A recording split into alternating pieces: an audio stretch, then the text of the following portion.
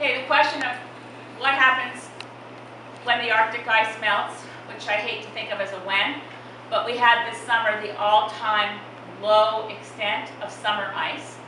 And we now have scientists saying that within as little as 10 to 15 years, we could experience our first, since the last 10,000 years or so, first day in which in summer there was no ice at all at the North Pole.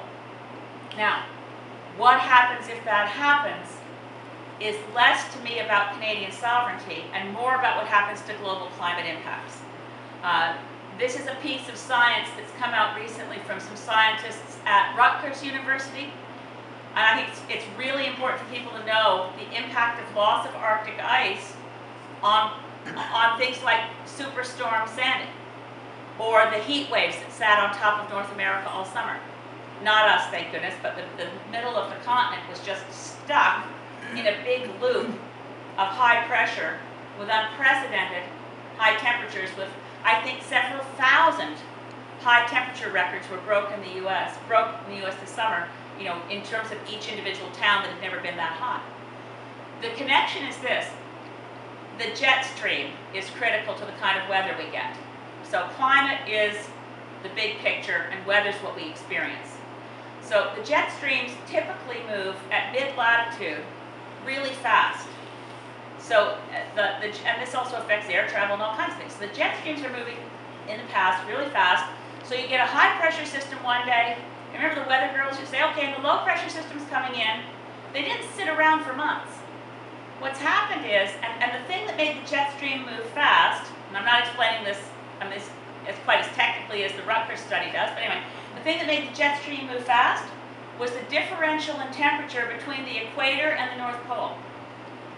So the colder the North Pole, the hotter the equator, the faster the jet streams moved.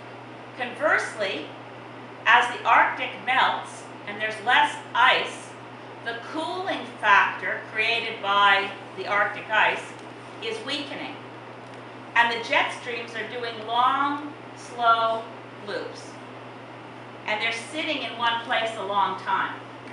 So that's why, how many years ago was it? I think it was 2009 that, was it 2009 or 2010, that Russia was on fire, Moscow was on fire, the wheat crops were destroyed in Russia.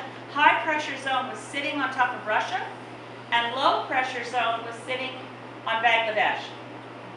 So they had huge rainfall in one area that didn't go away, and huge high pressure.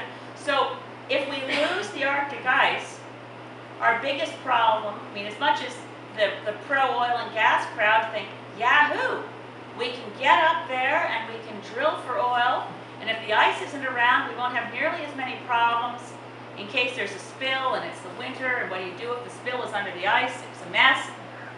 But if we lose the ice, we lose temperature and climate regulation for the whole planet. And that's why when Superstorm Sandy was coming, remember we were saying, well, usually these kinds of storms track up the eastern seaboard and go like this. But this one is weird. It's hitting some kind of wall and going here. That's because the jet stream slowed down, because the ice is melting. Now, the ice melting, by the way, doesn't add to sea level rise, because ice displaces itself by just being water. It's the same volume. So it doesn't lead to sea level rise. But it also, though, the ice that's melting is fresh water. It also slows down the Gulf Stream. So the jet stream's atmospheric, the Gulf Stream slowing down is why Europe is getting much colder weather and bigger snowstorms that they don't expect. Because the Gulf Stream moves, of course, along the eastern seaboard going up and then crosses over to Europe, and it's warmer water. When the Arctic ice melts, it's cold, fresh water, so it sits on top of the salt water, and it slows down the Gulf Stream. So between the impacts of the Gulf Stream and the jet stream, of course, obviously there's species issues of polar bears. There's also the fact that it's a positive feedback loop. So when there's ice at the Arctic, the more ice there is, the more the sun's radiated heat bounces back up to space, so it keeps the planet cooler to have the ice there. As the ice melts, there's more dark ocean water, so the sun radiates in and warms up the water, which speeds up the ice melting. Which is why scientists are also reporting that they didn't expect the Arctic ice to be shrinking as fast as it's shrinking because they underestimated in their modeling the impact of positive feedback loops, that as the ice shrinks, more dark ocean water warms up faster, which shrinks the ice more. So all of those pieces put together means that we really can't afford to let the Arctic ice melt. It's too big a risk and too big a cost to the economies and the survivability of everywhere. I mean, look at what just happened to Australia. High pressure systems just sitting on Australia. Now that's interesting because that's not the jet stream going back and forth, that's just the warming gases in Australia that are heated up. You know, it's very easy to get overwhelmingly pessimistic about our fate in terms of the climate crisis, but we still have time to reduce greenhouse gases fast enough to avoid losing all the Arctic melt. I mean, like Arctic ice. We're going to have Arctic melt for some time no matter what, but we don't have to lose all the Arctic ice. We could still reduce greenhouse gases enough to protect most of our ice that's still left. It's a tough job, but it really matters more to protect the Arctic ice than to decide, well, that's too bad now, you know, how much oil can we get from where the ice used to be? So there are sovereignty issues for sure. There's the question of who owns the Northwest Passage, but the Northwest Passage is becoming more open all the time in summer. And it didn't used to be, so that's one of the reasons that the industry bonanza has been heated up. And Stephen Harper's put out tenders for oil and gas companies to bid on drilling in the Arctic.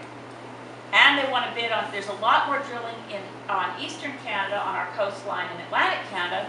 And I hope you noticed that the Fraser Institute put out the first trial balloon for why aren't we drilling for oil and gas on the coast of British Columbia. It's not just about tankers on our coastline. They'd like to drill for oil and gas on our coastline. And when you consider the mindset that wants to get all the oil and gas we possibly can get, whether you have to frack for it, whether you have to dig up bitumen in the oil sands, whether you drill in sensitive ecosystems, nothing matters except getting to more fossil fuels. If that's your mindset, why wouldn't you drill off the coast of British Columbia? I think we're so used to the idea that no one would dare, that we're not really thinking about the fact that that will be what we'll face next if we let them have tankers.